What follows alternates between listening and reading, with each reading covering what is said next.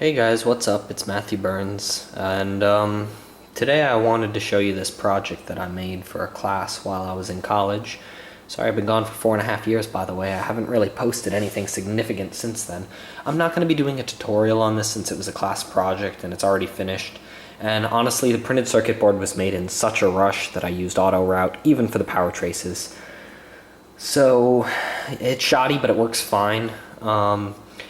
If I get enough emails saying that you would like to see some sort of documentation on this or how I did it, I will make a revised version. So feel free to email me, comment on this YouTube video. I probably won't check that too much, or email me at burns.matthewian@gmail.com. Matthew with 2 T's, all lowercase, one continuous thing. Now, let's see. So what this is this is a handheld game system using these 8x8, so 64 pixel RGB displays, and so it's actually 16 by 16. I'm really terrible at math. I think that's 256. Red, green, blue. You can see I sort of laid out the buttons much like the old Game Boy A, B, start, stop. So what this thing is based around, one other quick cool feature, is this set of buttons here you might recognize from the Super Nintendo Entertainment System. While I was at school, I found a whole box of those. I lost them, which is very unfortunate. So the heart of this thing is, it's kind of this cheater microcontroller. It's so easy to use, I call it a cheat. It's a PSOC. It's Cypress's line of system on chips, and they have reconfigurable hardware in them, both analog and digital, as well as a little microcontroller that you can program, and it's quite powerful. It's honestly, I have to say, it's my favorite microcontroller. You can see this SD slot up here. I was going to have the games loaded via an SD card, but I ran out of time before the end of the class project.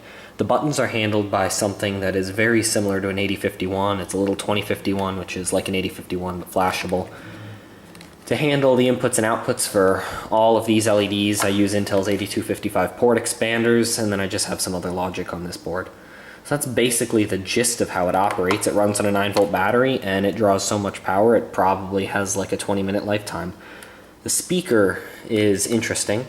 I use 2 op amps, and I have the DC point of both signals at 2.5 volts right in the middle of the 0 to 5 volt rail, and I swing both of them differentially, one on top of the other, in order to create the audio. And this is the big bypass, the big DC blocking cap I'm using for that. Honestly though, since I'm running the speakers the way I mentioned, I probably don't even need this large DC blocking cap because I shouldn't have any DC. But I'm a safe guy. Which is why if I plug the battery in backwards, the whole thing breaks. But anyways, the game I currently have on here is Tetris, and the reason why I didn't record this earlier, I don't know if you can see the name that's etched into there. I probably was not as mature when I etched that into this game system as I am now. I was more foolish. We'll go with that. So if I power this thing on, you'll notice the whole thing will light up, and it'll start playing the Tetris theme song. Now if I press start, it'll skip past this loading scene.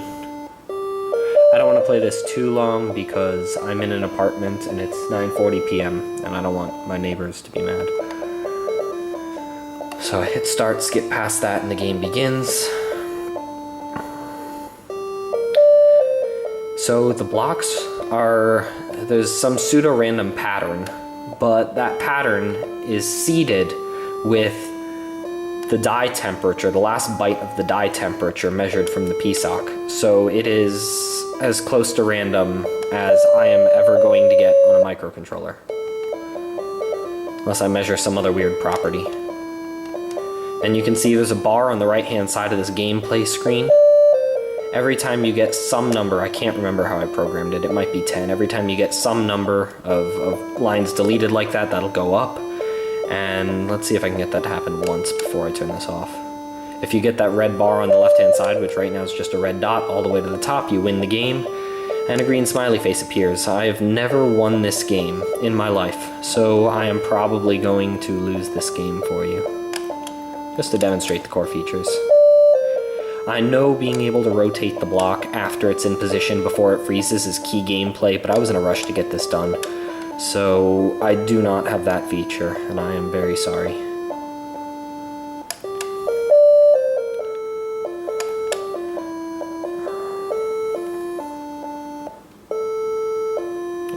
Still not there yet.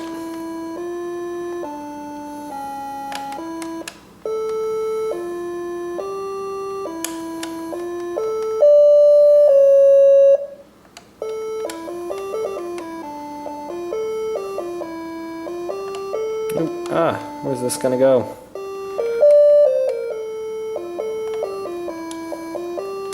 Y'all are probably way better at me than this, and you're probably tired of me playing Tetris in front of you.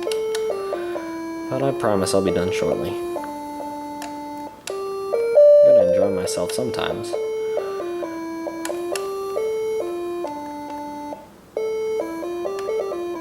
Ooh. Oh, you see the loading bar moved up.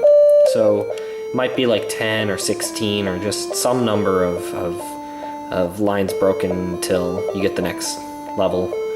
Each level it does get progressively faster and faster, so it gets more challenging, and if you lose you see the mad face. And then it goes back to the loading screen. So, oh, also, if you're interested, I do have a battery level detection circuit, and this is a red-green LED that becomes orange and then red when the battery gets low. That was a little bit of analog fun for me. So yeah, if you guys are interested in seeing a tutorial on how I built this, I will build one very similar, not identical. Feel free to make suggestions on what you'd want to see if you do want to see that.